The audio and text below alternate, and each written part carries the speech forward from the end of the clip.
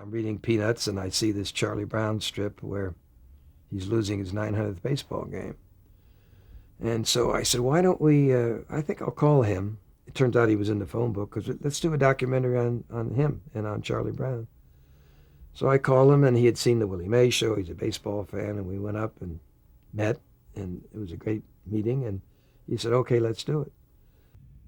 So we went up to see Schultz about doing a day in his life, and Schultz was very flattered. Sure, do whatever you want. So Lee went up there with his cameraman, just like that, and he started, taking pictures of Schultz. And so then Lee said, he wanted to take movies of Schultz making a drawing.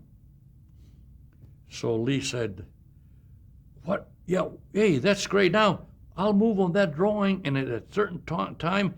I'll crowd dissolve to it, and it'll become alive. It'll be animation.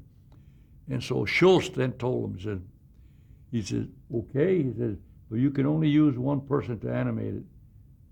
Who? Me. So Lee had to find me, and that's how he met me.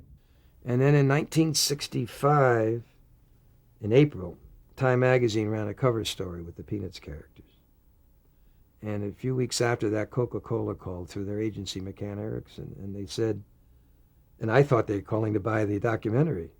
And they said, no, but have you and Mr. Schultz ever thought, and Mr. Melendez, have you ever thought of doing a Charlie Brown Christmas show? And I lied, and I said, oh, absolutely, we've been thinking about it, and blah, blah, blah. This was a Thursday, and they said, well, we have to make a decision on Monday. Could you send us an outline of the show? Didn't have a story, see. So Lee made up some cockamamie about a tree and this and that, and just made up something. He made enough so that John Allen could go to his boss and says, well, we can do one. They're willing to do it.